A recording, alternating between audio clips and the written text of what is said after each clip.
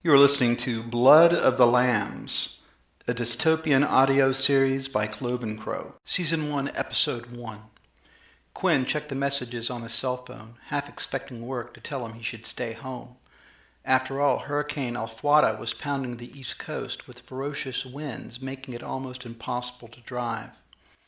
But not only that, race riots had erupted throughout the city, some ending in fatalities. Although he had never experienced that level of violence before, he was African American and was quite familiar with the type of passive-aggressive discrimination that was still very prevalent across the country today. Was making sure some schmuck had his pizza on time really worth his life, he wondered. He would rather stay home, but then again, the bills wouldn't pay themselves, would they? Nothing was normal. The world had been thrown upside down by a new threat, a pandemic of nightmarish proportions. It was called Oribus, after the snake that ate its tail. Its flesh-eating nature horrified people so much that everything and everyone had been put on lockdown, except, of course, essential workers, of which he was one. Now, every network was inundated with horror stories of Oribus victims. They said it started with a fever, which eventually developed into an infection. As the fever rose, the victim would become nauseous and start to vomit. Once the fever crescendoed into a full-blown delirium, the infected areas would begin to swell, taking on shades of black, red, and green. Eventually, the victim's body would begin to eat itself, rotting away as the person tore away at their flesh. That's what was reported. Too horrendous to ignore, people damn well believed it. Who would want to risk the chance of contracting something like that? But here was the thing. No one had actually seen the virus. Sure, it was in the news, and sure, they had set up makeshift hospitals in populated areas to help deal with an onslaught of infected. But when asked, no one actually knew anyone else who had fallen victim to the thing. And according to a minority of shunned experts who were quickly silenced with shame, the virus had killed less than 1% of the population, a death count no higher than that of the common flu. Oh yes, flesh-eating viruses were real. Quinn had done the research. But if it were as widespread as they said, then why didn't anyone know anyone else who had died of it? It was as if someone had engineered the story just to throw the world into a state of chaos. Regardless, states had tried to mandate and enforce civil separation laws that restricted people from mingling, and in many cases had made wearing masks mandatory. Despite all this, outliers resisted these mandatory health precautions and resumed life as if nothing had ever happened. The world was becoming a dystopian nightmare. Quinn sighed, slipping his phone into the pocket of his blue jeans. Then, after rolling a fat joint, he took his medicine and drove away in his broken-down white Honda. To think, just the other day, before the pandemic, he felt crippled by the thought of living a dull and meaningless life. That had been replaced by a stomach-churning fear of the unknown. He had enough problems as it was. He was diagnosed with ADHD, major depression, and general anxiety disorder. The doctors told him it was a chemical imbalance and prescribed some medicine, but he really didn't notice any difference. Nevertheless, it was good to know his condition wasn't due to bad life choices or flawed thinking. The fact that others suffered from the same thing and were taking medicines for it was enough to validate his beliefs. He had a disease. That was it. What was he depressed about anyways, he wondered. Was it really a chemical imbalance, as the doctors said? Or was it because he had no girlfriend? There was also the fact that he had absolutely no time to pursue his dreams. What were his dreams anyways? They seemed distant and forgotten. Who had time for that? He surely didn't. Like most people, he worked too much. Quinn lit a joint after rolling into the parking lot, then wedged his car between a red jacked-up Ford Expedition and a rusty Jeep. He was late, but he didn't care.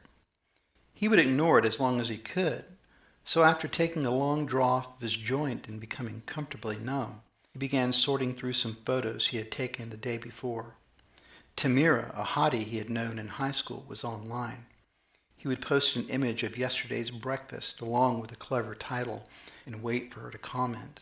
Would she bite? He wondered. By this time, the dreary cloud cover had come together to form a menacing storm, and then, not long after, the heavens opened up and began dumping buckets of rain on the pavement. There was a flash boom as lightning branched from one side of the sky to the other, like the tributaries of a raging river. It would be difficult to drive under these conditions, he thought, but he would take it slow. Slipping from his car, he ran into the building and clocked in, after which he dispatched himself on 3 deliveries, then dropped the hot bags in the passenger side seat and plugged in an address. Soon he was on his way. His first delivery would take him 10 minutes south to Ogeechee. Deliveries were supposed to be there in 30 minutes or less, but in this weather, they were going to have to wait for a good 45 minutes to an hour. Driving was already problematic. People around here like to ignore the speed limit, even in the face of a storm. A mix of slow drivers trying to obey the speed limits and reckless drivers who refused to use turn signals was a recipe for disaster.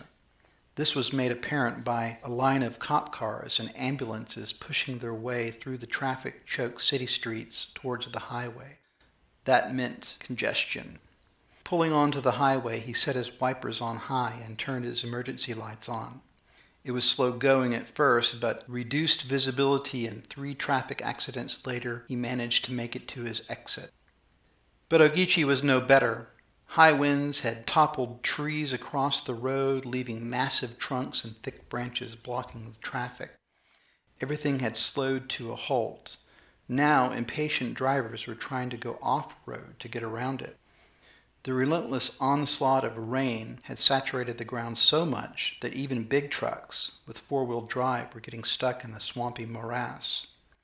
On a fortunate turn of luck, the left lane began to move again, and soon he found himself turning into Slate, where he was supposed to make the drop. As he turned, he saw a familiar sight, a white car with a glowing red topper, painted with a cheese-colored crown. It was one of his coworkers, Keith.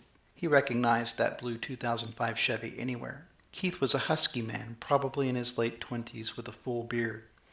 He had worked for Dominion Pizza for almost 3 years and knew what he was doing. As an ambitious and oftentimes competitive delivery driver, he would go just about anywhere without trepidation. He wished him luck and continued to his delivery.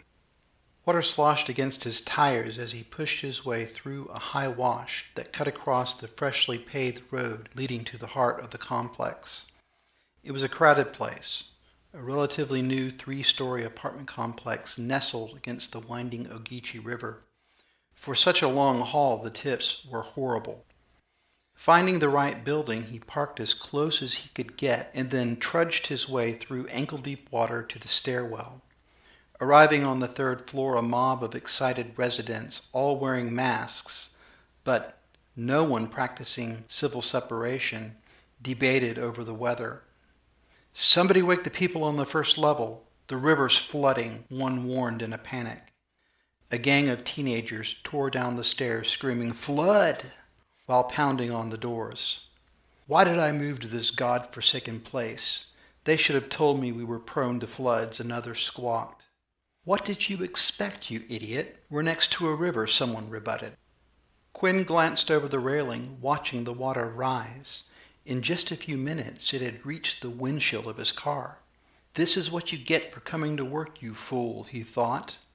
"Why should I be the one taking all the risks while others can just make money from home?"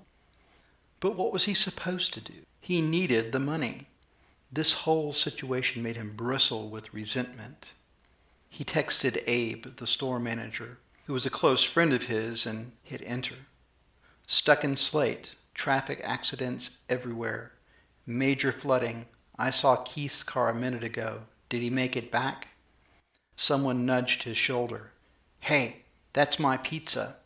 It was a tall, gangly-looking high schooler wearing gym shorts and a t-shirt that read, "You can do it."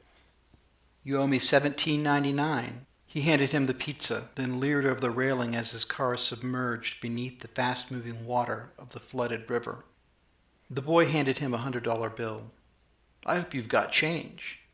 "Change? We don't carry that much," he finished with an irritated tone. "I had to wait an hour and a half for this pizza. I think I should get it for free." The conversation had attracted the attention of an old man wearing a gray U.S. Army t-shirt. "The parking lot's flooded and you're worried about cold pizza? I think he deserves a goddamn tip, don't you?" The old man reached over and hung his arm over the scraggly youth's neck. That's when Quinn spotted the skull and wings tattoo on his shoulder. That meant Ranger. "Yeah, whatever." The boy shrugged his way free of the old man's hold, then stomped away through an open door as he bitched about cold pizza and an interrupted Call of Duty game.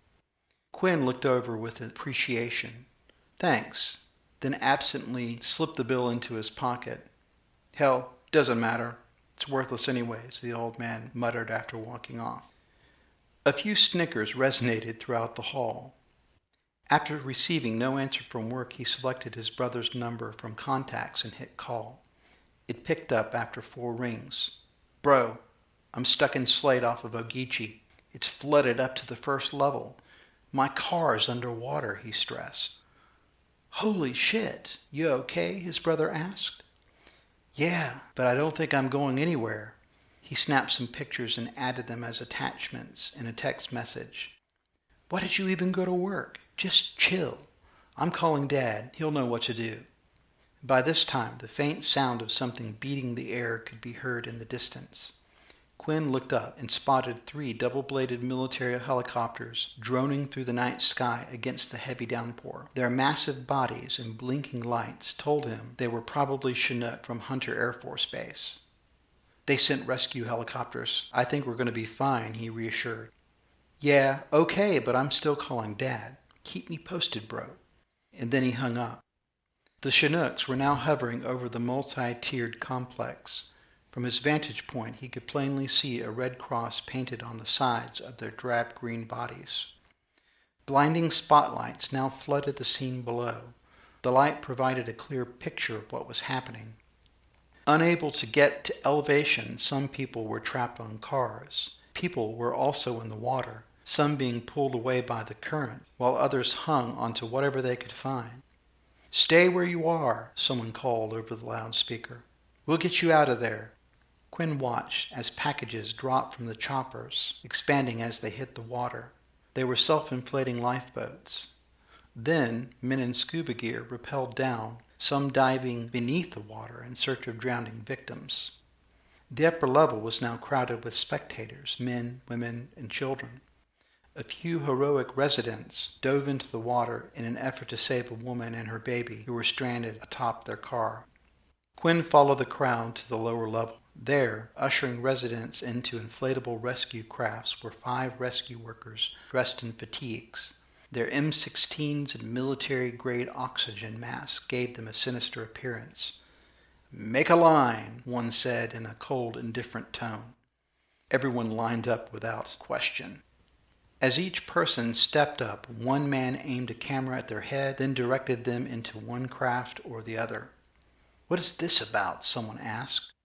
"People with fevers go here. Everyone else goes here," the man said, using his machine gun as a pointer.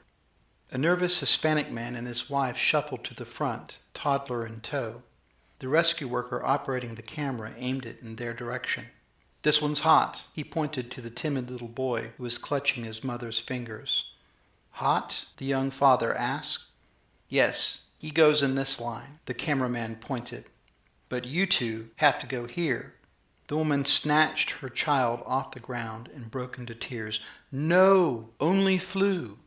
One rescue worker motioned to the others.